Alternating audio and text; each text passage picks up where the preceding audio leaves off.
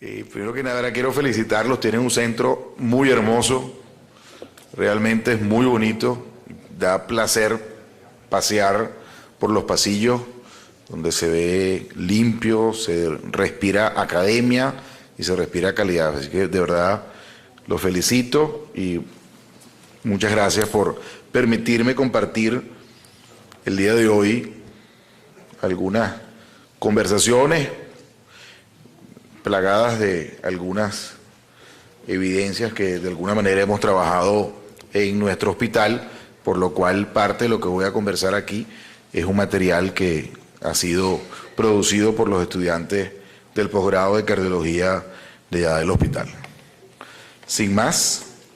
vamos a invertir un poco el orden que dijeron. Vamos a hablar primero de triglicéridos y posteriormente vamos a hablar de grasa epicárdica. Y fundamentalmente, ¿qué hacemos con los triglicéridos en una época en la cual somos LDL céntricos, donde cuando hablamos de dislipidemia fundamentalmente volteamos a ver las LDL y a tratar las LDL y a darle prácticamente solamente estatinas a los pacientes? Creo que vale la pena en poblaciones como las nuestras, donde por el gran consumo de ácidos grasos, por el gran consumo de alimentos con gran densidad calórica, la hipertrigliceridemia con HDL bajo es una de las dislipidemias posiblemente más frecuentes. Y saber un poco cómo aproximarnos al paciente con hipertrigliceridemia, qué implica tener triglicéridos elevados y de qué manera vamos a tratarlos si es que hace falta tratarlos. Esto es el desarrollo de lo que voy a hablar. Primero, definir si realmente son o no son un factor de riesgo, si tienen algún efecto patológico particular en la pared arterial, que es donde realmente se desarrolla la enfermedad, y luego cuál sería nuestra aproximación terapéutica. En el año 2007 fue un año muy interesante, que hubo pues 3 artículos bastante ilustrativos de la importancia que pueden tener los triglicéridos y cómo nosotros debemos medir eventualmente los triglicéridos en nuestros pacientes. El primero de ellos es un trabajo realizado en Estados Unidos con más de 100.000 pacientes, un subestudio del grupo de Framingham, y comienza ya a llamar la atención en este metaanálisis de más de 29 estudios de la población occidental que fue hecho por el grupo de Framingham, que los triglicéridos, cuando nosotros comenzamos a ver el riesgo relativo de enfermedad cardiovascular como un todo, es de 1,4 cuando se compara el primer tercil era entre 100 a 150 contra el tercer tercil que era de 300 en adelante.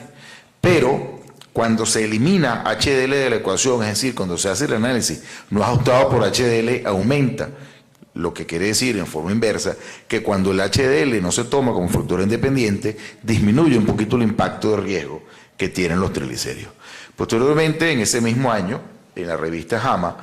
en un grupo escandinavo, hicieron un análisis bien interesante también. Ya este es un estudio igual de registro de hombres y de mujeres, donde hicieron modelos ajustados por edad y HDL colesterol y un ajuste multifactorial, y ustedes ven cuando vamos de izquierda a derecha cómo la significancia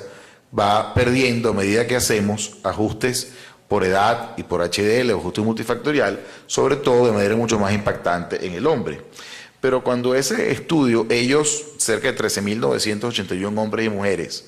de los cuales tenemos los eventos, 1.700 participantes tuvieron un IM, 3.400 desarrollaron con un grado de enfermedad arterial coronaria y fallecieron 7.800 pacientes. Cuando se hace el análisis por los triglicéridos medidos en ayunas o los triglicéridos no medidos en ayunas,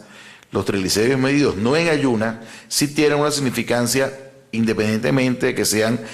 hecho esa observación con análisis de covarianza o sin análisis de covarianza, por cual pareciera comenzar a ver que los triglicéridos no en ayuna tienen mucho más importancia que los triglicéridos como tradicionalmente nosotros lo hacemos, diciendo al paciente que tenga 14 horas de ayuno. Y eso nos comienza a reflexionar una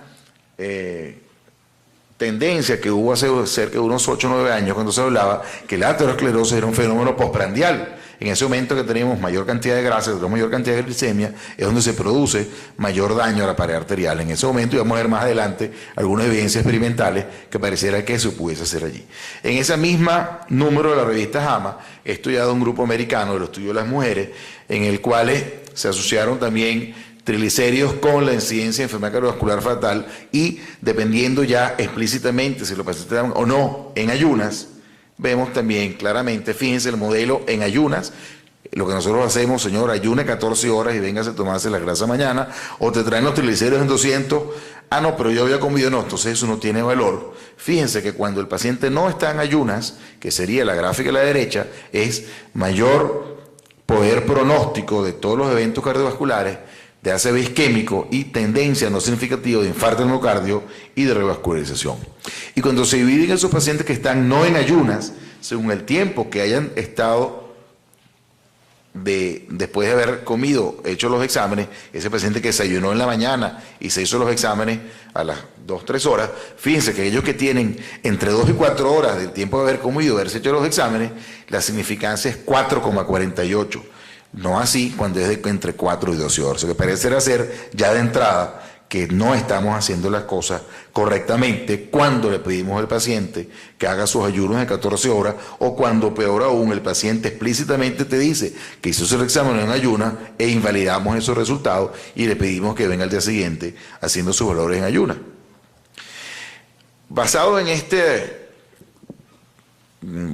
tendencia de la medición en ayunas y de lo que se llamó la lipemia postprandial, se hizo un estudio ya prospectivo en un grupo de pacientes con síndrome metabólico y con diabetes, que se llamó el estudio Howard, Cream and Sugar, que fue presentado en el 2010 en la American Diabetes Association y publicado el año pasado con 514 pacientes ya con enfermedad arterial coronaria documentada por arteriografía. Se midieron triglicéridos en ayunas y 3 y 4 y 5 horas después de una carga estándar de grasa viral y se hizo seguimiento por 18 meses y básicamente lo que se midió eran 2 puntos muy duros: hospitalización y muerte cardiovascular. Aquí tenemos un modelo y fíjense, la primera curva sería triglicéridos postprandiales mayor de 305, triglicéridos postprandiales entre 198 y 305 y triglicéridos postprandiales menor a 198. Entonces parecerá ver que aquellos pacientes que tienen los triglicéridos postprandiales elevados mayor a 305 efectivamente tienen un peor pronóstico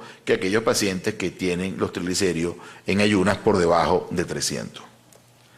Cuando igualmente se hace en ayuna, hay un fenómeno similar. Aquellos que en ayuno tienen por encima de 150, tienen un pronóstico realmente negativo comparado con aquellos que tienen menor a 150. Pero cuando se hace un análisis, según los pacientes que tenían prueba de tolerancia glucosa normal o los pacientes con tolerancia a glucosa anormal o diabetes, es decir, que ya ha establecido una resistencia a la insulina y que hay una alteración metabólica significativa, vemos que en aquel grupo de pacientes diabéticos o con intolerancia no hay realmente ninguna diferencia entre hacerlos ayunas, que eso significa este grupo fasting triglycerides, o hacerlo no en ayunas. En cambio, en aquellos pacientes los cuales tienen la tolerancia a glucosa normal, que no hay alteraciones de HDL, no alteraciones de colesterol no HDL, sí definitivamente medirlos no en ayunas tiene importancia. Entonces ya comenzamos a ver subgrupos, pacientes no diabéticos, pacientes con tolerancia a glucosa normal, en los cuales muy posiblemente medir triglicéridos en ayunas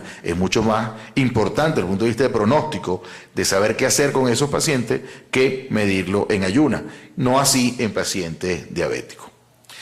De manera que, hablando un poco de este primer punto, si son o no un factor de riesgo, quiero resumir este gráfico que tenemos. Los triglicéridos ajustados por edad y sexo y ajustados por factores no lipídicos efectivamente tienen una importancia pronóstico. A mayor concentración de triglicéridos, en ayunas o no, mayor riesgo de tener eventos cardiovasculares. Cuando se hace el ajuste por HDL, colesterol no HDL, pierden valor, lo que es muy similar al resultado del estudio Cream and Sugar y del que vimos el primer análisis epidemiológico, que cuando los pacientes tienen alterado el HDL o el colesterol no HDL, los triglicéridos solo pierden valor. De manera que hay poblaciones particulares en que los triglicéridos son importantes, poblaciones particulares como son no diabéticos, los triglicéridos no en ayunas son importantes, y eso ya comienza nosotros a tener individualizar en qué paciente vamos o no a tomar en cuenta los triglicéridos para tomar decisiones terapéuticas.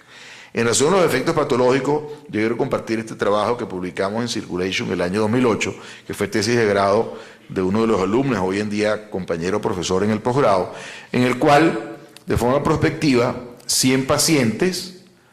se le hizo una medición basal de lípidos en sangre y se le midió hiperemia reactiva en el antebrazo mediante ultrasonido en 2 dimensiones. De estos pacientes que tuvieron alteración de hiperemia reactiva, el 100% de ellos tuvo una lipemia postprandial alterada. De manera que aquellos pacientes que comen una carga de grasa, que no son capaces de eliminar adecuadamente por resistencia a la insulina, por alteración de la lipoproteína lipasa o por alteraciones metabólicas, esa carga de grasa en sangre, en ese momento esos pacientes van a estar disfuncionando y todos sabemos que disfunción endotelial significa comenzar a generar aterosclerosis, inflamación y oxidación en estos pacientes. De manera que esto, uno de los tantos ensayos que ayudaría a entender por qué razón los triglicéridos elevados en ayunas tienen un impacto muy significativo en el desarrollo de enfermedad aterosclerótica y en pronóstico. Y esto, para explicarlo, una de las tantas hipótesis que hay, pero la más aceptada actualmente, es lo que se llama la hipótesis lipolítica lipotóxica. Las partículas cargadas de triglicéridos, VLDL, kilomicrones, pero VL fundamentalmente, que es lo que se encuentra en el periodo de lipemia postprandial aumentada, se anclan en la superficie endotelial a través de los proteoglicanos. Entonces, los proteoglicanos son unas proteínas estructurales de la pared arterial que tienen cargas negativas y que se anclan con las apoproteínas de las VLDL, quedan ancladas, quedan fijas allí, no circulan, sino que se quedan allí, son expuestas. Entonces, estas lipoproteínas, a la lipoproteína lipasa, se producen productos de lipólisis que aumentan la inflamación, alteran la adhesión y favorecen un estado de procoagulación. Estas partículas se van haciendo cada vez pequeñas hasta que lo que quedan son remanentes de partículas conteniendo de ApoB, y todos sabemos que partículas que tienen ApoB son partículas proteogénicas, penetran al espacio endotelial y comienzan todo el proceso de aterosclerosis que ya conocemos. De manera que tenemos que recordar que cuando nosotros estamos midiendo triglicéridos, cuando un paciente tiene en ese estado postprandial triglicéridos aumentados, lo que está teniendo fundamentalmente son lipoproteínas de densidad intermedia, remanentes de VLDL, remanentes de kilomicrón y VLDL, y todas esas partículas tienen algo en particular. Todas tienen ApoB1 dentro de sus estructuras, dentro de sus apoproteínas. Y por autonomacia, por dogma, toda partícula que tiene ApoB1 es una partícula aterogénica. De manera, insisto, que cuando una persona decimos que tiene triglicéridos aumentados, bien sea en ayuna o en estado postprandial, lo que estamos diciendo de otra manera es que tiene aumentadas en sangre la cantidad de partículas proaterogénicas y que ese endotelio va a estar expuesto a estas partículas, favoreciendo difusión endotelial, inflamación, oxidación y, en definitiva, aterosclerosis a largo plazo. Es muy importante entonces comprender y conocer esta fórmula a la hora de analizar los pacientes. Tomen nota. Cuando la relación entre triglicéridos y HDL es mayor de 3,8 o simplemente los triglicéridos son más de 200, la vida media de los remanentes de kilomicrón es entre 12 y 24 horas, independientemente de que hagamos o no lipemia postprandial. Y menos del 2/3 del colesterol está en las LDL. Por lo tanto, en ese grupo de pacientes, medir solamente LDL o fijarnos solamente LDL o tratar de tratar exclusivamente LDL va a subestimar la verdadera carga aterogénica que hay en el plasma de esos pacientes, y tenemos que comenzar a pensar en triglicéridos en esos pacientes, porque entre otras tantas cosas, triglicéridos aumentados, además de tener alteración endotelial y mayor inflamación y mayor oxidación, va a haber aumento también de más proteínas proaterogénicas o lipoproteínas aterogénicas como las LDL pequeñas y densas. Fíjense que a medida que aumentan los triglicéridos, aumenta de una manera dramática la cantidad de lipoproteínas pequeñas y densas en plasma. Y como bien nosotros expusimos en el año 2009, las lipoproteínas pequeñas y densas generadas por la acción de una CETP en plasma interactuando con estas LDL van a producir unas LDL que van a ser más proaterogénicas, que van a penetrar más fácilmente, que son menos susceptibles a ser removidas por el receptor hepático, que van a producir mayor inflamación. Y de la misma manera, esto va a generar que haya HDL bajo. Ese HDL también va a aumentar su exposición en el plasma, va a ser expuesto a CETP, va a haber mayor exposición y va a ser menor capacidad de transporte reverso de colesterol, de manera que de alguna manera podemos decir que la hipertrigliceridemia es de una manera el padre de la tríada proaterogénica. Entonces, ¿cómo nosotros podemos aproximarnos terapéuticamente a estos pacientes? Les recomiendo este artículo publicado en la revista Aterosclerosis en el año 2011, una revisión sistemática extensa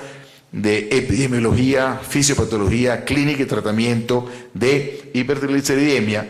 y ellos fundamentalmente, al final de su análisis, plantean que cuando hablamos de triglicéridos existen, o de trastornos de síndrome metabólico, 3 o 4 pacientes muy bien delimitados. Aquellos pacientes que tienen solamente triglicéridos elevados, cuyo riesgo relativo aumentado es aproximadamente el 27%. Pacientes que tienen HDL bajo, con su riesgo relativo aumentado de 16%. Pacientes que no tienen ni lo uno ni lo otro, que no hay realmente un aumento significativo del riesgo, pero el grupo más importante, al que tenemos que ponerle en la lupa, el que sine qua non deberíamos de tratar, es aquel grupo de pacientes que tiene triglicéridos altos y HDL bajo, cuyo riesgo ha aumentado desde el 29%. Y ellos plantean este algoritmo de tratamiento, yo creo que es bien práctico y nos ayuda a tomar decisiones, que inicialmente, independientemente de que tomemos los triglicéridos en ayunas o no, tenemos dos primeros puntos de decisión. Aquel que tiene triglicéridos menos de 200, bien, puede tenerlo menos de 100, ese es el valor óptimo. Si tiene menos de 150 es normal, y en este grupo de pacientes no hacemos absolutamente nada. Los que tienen más de 200, repetimos los triglicéridos en ayunas. Si está entre 100 y 159, lo consideramos limítrofe, entre 200 y 499 alto, y más de 500 muy alto. El primer grupo, el tratamiento sería ácido graso omega 3 como coayudante o no de la utilización de estatina, que eso va a depender de los valores LDL. Omega 3 ayudan a mejorar el perfil de triglicéridos de esos pacientes. Pero aquellos pacientes que tienen alto y muy alto, tenemos que darle un fibrato como monoterapia o añadido a una estatina, y también en este grupo de pacientes la utilización de omega 3 ayuda de manera importante, 2 gramos al día, para ayudar a reducir triglicéridos en estos pacientes. De manera, para concluir, ¿qué hacer con los triglicéridos? Tenemos que tomar en cuenta y comprender y saber que la hipertrigliceridemia, en ayunas o no, implica elevación en el plasma de lipoproteínas aterogénicas. Que desde el punto de vista práctico, la determinación de colesterol no HDL es la manera más exacta de valorar el número de partículas aterogénicas que el paciente tiene en el plasma, y que tenemos que hacerlo de forma obligatoria. Es algo sencillo, barato, que no tiene absolutamente ningún costo, que es simplemente la resta absoluta de colesterol total menos HDL. Y el valor tiene que estar 30 miligramos por encima de la meta de colesterol LDL. Y que el tratamiento de la hipertrigliceridemia es fibratos, de elección en pacientes con triglicéridos elevados y HDL de colesterol bajo, coayudado o no con ácidos grasos omega 3. Por el tiempo y las dificultades me van a permitir seguirlo fastidiando con la segunda conferencia. Vamos a hablar de grasa epicárdica, un tema bien interesante desde el punto de vista fisiopatológico y que pudiese en un futuro tener mayor aplicabilidad. Lo primero de reflexión es que sin lugar a dudas vivimos un ambiente obesogénico, que favorece el aumento de la obesidad. Hay un gran consumo de energía, hay poca energía consumida, y fundamentalmente la mayor obesidad, hay sin duda mayor riesgo cardiometabólico, riesgo de muerte, de enfermedad arterial coronaria y de diabetes en los pacientes que tienen aumento de la masa, sobre todo aumento de la cintura abdominal. De la misma manera, paralelamente con esa obesidad, hay aumento de los factores del síndrome metabólico, y a mayor número de componentes del síndrome metabólico, independientemente de que el paciente sea o no diabética, hay mayor riesgo de desarrollar infarto. Y pareciera ser que parte fundamental, conjuntamente con la resistencia a la insulina, es la grasa abdominal, que tenemos que concebirla como grasa visceral.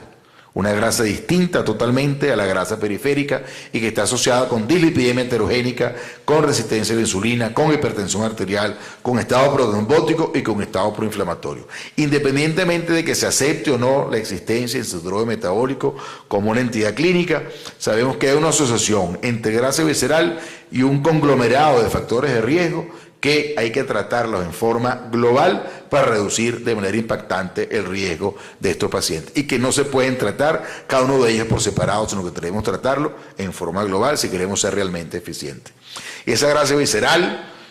que es, vamos a ver más adelante, una grasa fisiopatológicamente totalmente distinta a la grasa patológica, está asociada con resistencia a la insulina, con diabetes tipo 2, con disfunción del ventrículo izquierdo, con síndrome de apnea del sueño, con enfermedad arterial coronaria y con hipertensión. Esto es fundamentalmente una tomografía que nos está mostrando la medición de la cantidad de grasa que hay en el peritoneo en forma de área circunstancial. Y hemos logrado, debido a los trabajos de DEPRES del grupo de Quebec, lograr medir esa grasa abdominal ya no con técnicos imagenológicos, con tomografía, que vemos dos grupos de pacientes, sujeto A y sujeto B, que ven que tienen totalmente distinta la cantidad de grasa intraabdominal, y lo hacemos básicamente con la cinta métrica. Fíjense cómo en el estudio de las mujeres, ya no solamente en hombres, sino en mujeres también, en seguimiento por 8 años, el perímetro de cintura, independientemente del índice de masa corporal, esto es muy importante, el perímetro de cintura es mucho más eficiente para medir riesgo cardiometabólico que índice de masa corporal. Índice de masa corporal sirve para diagnóstico de obesidad,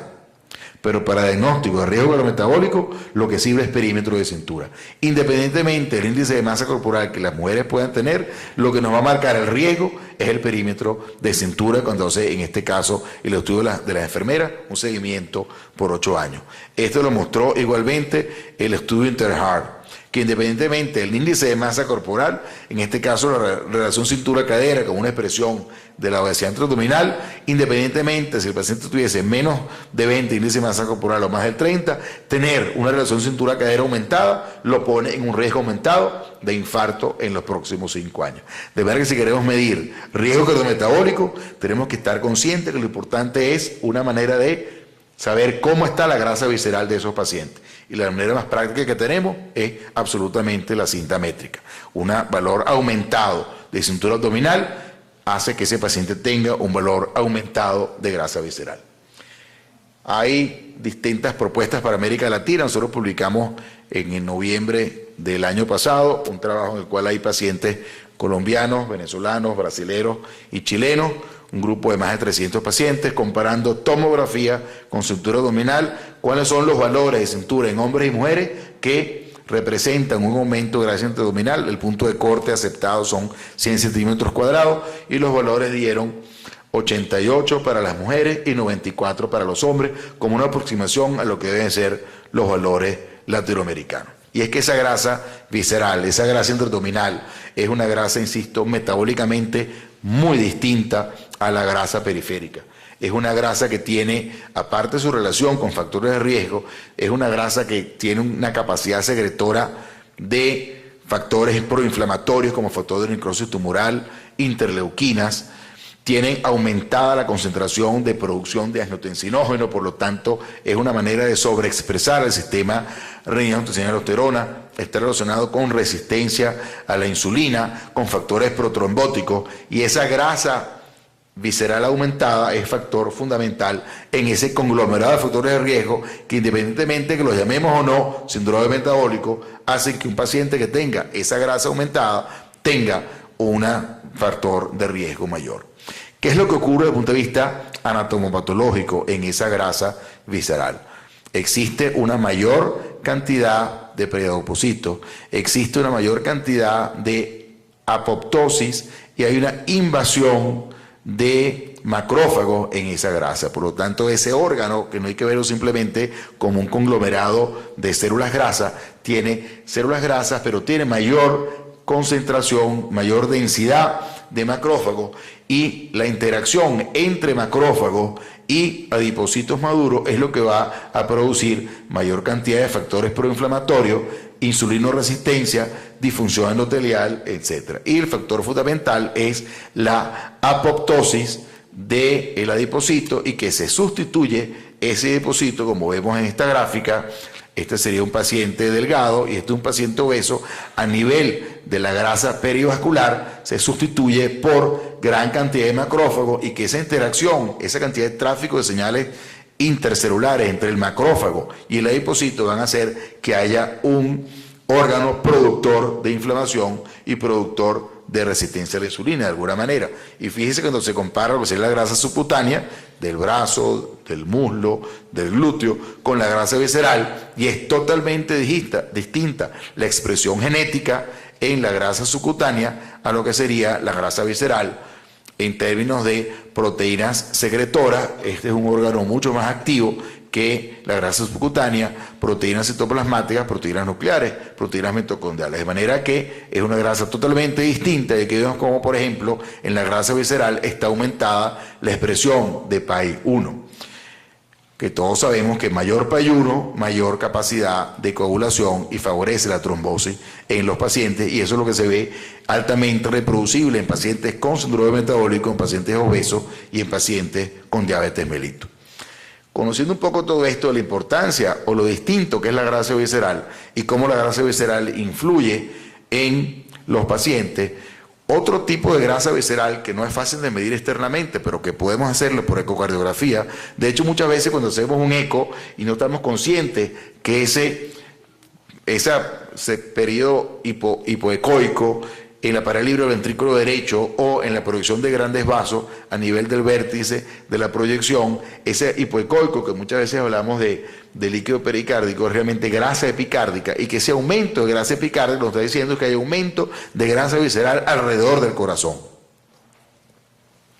Esa grasa epicárdica se ha demostrado en estudios anatomopatológicos en pacientes que van a cirugía cardíaca, en la cual se compara biopsias de grasa epicárdica con biopsias de grasa subcutánea, que hay aumento en la producción de gaseos libres, que aumenta la cantidad de citoquinas comparado con la grasa visceral de los mismos pacientes, y que tiene una aumentada producción de mediadores inflamatorios y marcadores de respuesta en los pacientes con diabetes mellitus, independientemente del índice de masa corporal. De manera que esa grasa epicárdica se comporta desde el punto de vista fisiopatológico tal cual como la grasa visceral intraabdominal, con todas las características que nosotros vemos. De hecho, el doctor Jacobelli, que es una persona que más ha publicado, él es un endocrinólogo de la Universidad de Padua, del que más ha publicado en relación a grasa epicárdica, medida por eco o medida por tomografía, y ha demostrado que está relacionada con engrosamiento del septum interauricular, conocido hoy en día como lipomatosis del septum interauricular, e inclusive artículos recientes han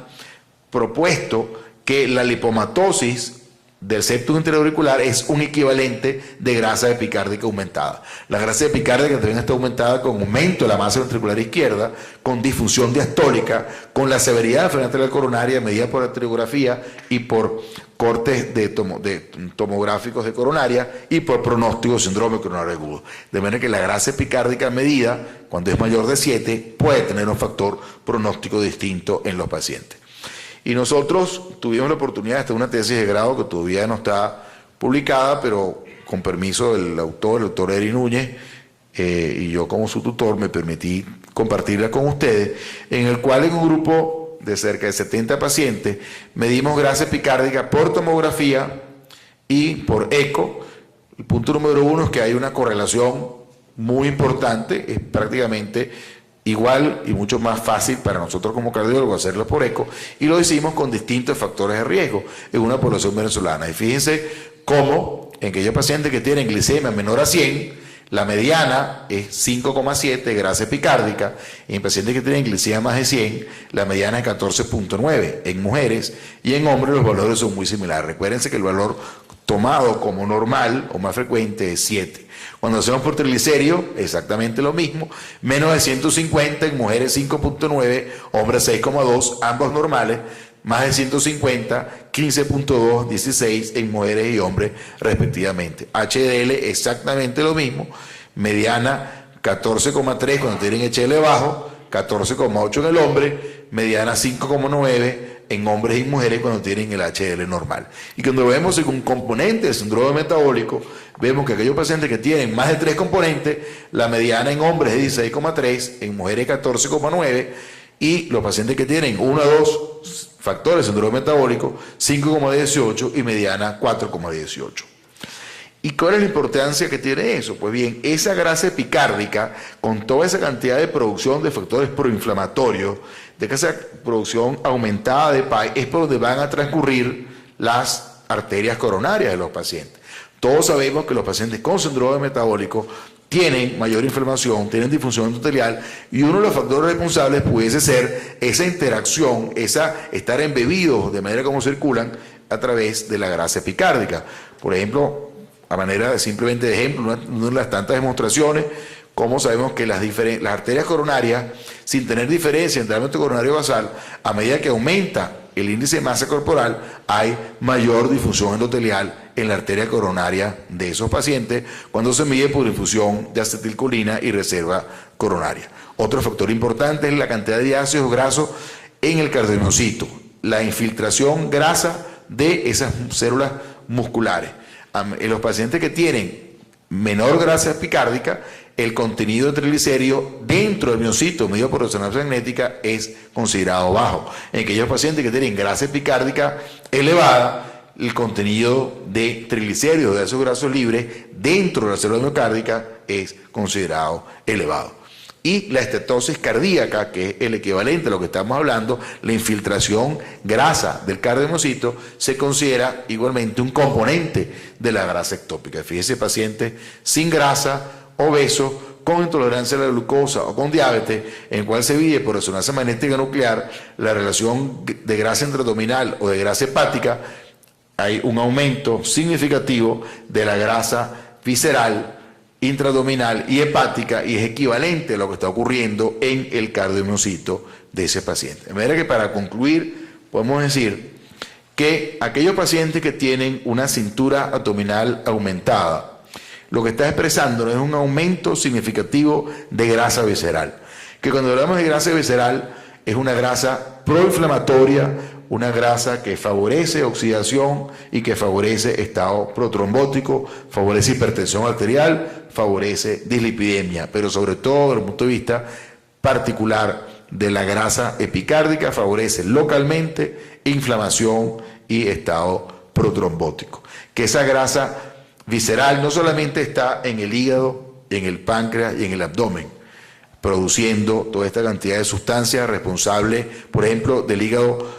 de la estatosis hepática no alcohólica o de la resistencia a la insulina por apoptosis de células beta, sino que también perivascular y también alrededor del corazón y específicamente de las arterias coronarias, esa grasa epicárdica va a estar produciendo continuamente adipoquinas y ácidos grasos libres, va a estar relacionada con resistencia miocárdica a la insulina, hipertrofia ventricular izquierda y difusión diastólica, va a producir difusión endotelial localmente en las células coronarias y aumento de factores procoagulantes, proinflamatorios, que en definitiva van a favorecer mayor aterosclerosis en esos pacientes. Muchísimas gracias.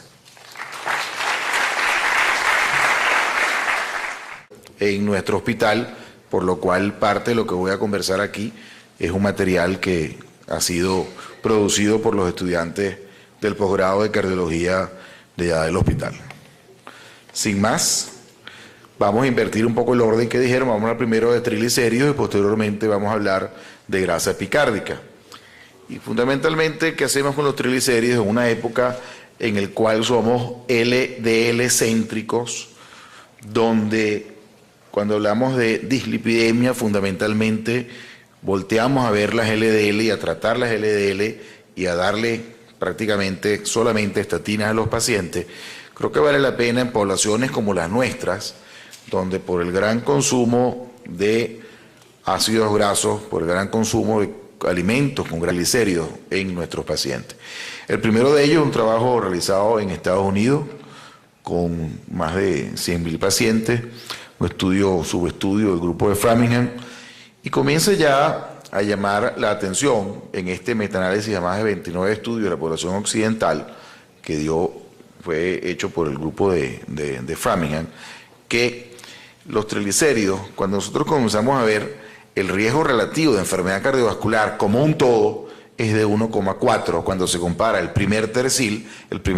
era entre 100 a 150 contra el tercer tercil que era de 300 en adelante.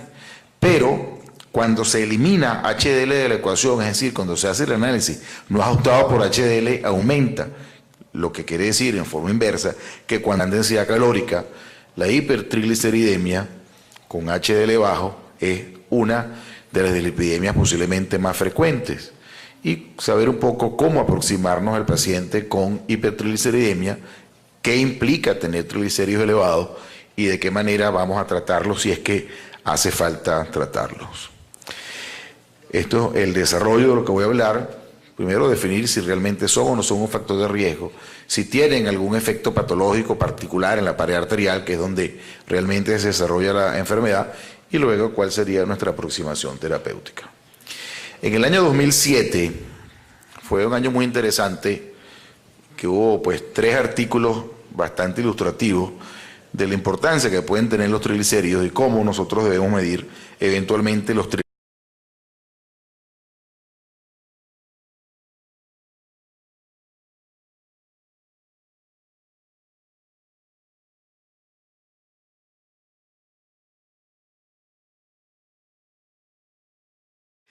Primero que nada, quiero felicitarlos, tienen un centro muy hermoso, realmente es muy bonito, da placer pasear por los pasillos donde se ve limpio, se respira academia y se respira calidad, así que de verdad los felicito y muchas gracias por permitirme compartir el día de hoy algunas conversaciones plagadas de algunas evidencias que de alguna manera hemos trabajado. Cuando el HDL no se toma como factor independiente, disminuye un poquito el impacto de riesgo que tienen los triglicéridos. Posteriormente, en ese mismo año, en la revista JAMA, en un grupo escandinavo, hicieron un análisis bien interesante también, ya este es un estudio igual de registro de hombres y de mujeres, donde hicieron modelos ajustados por edad y HDL colesterol y un ajuste multifactorial, y ustedes ven cuando vamos de izquierda a derecha cómo la significancia va perdiendo a medida que hacemos ajustes por edad y por HDL, ajuste multifactorial, sobre todo de manera mucho más impactante en el hombre. Pero cuando ese estudio, ellos, cerca de 13.981 hombres y mujeres, de los cuales tenemos los eventos, 1.700 participantes tuvieron un IM, 3.400 desarrollaron con un grado de enfermedad arterial coronaria,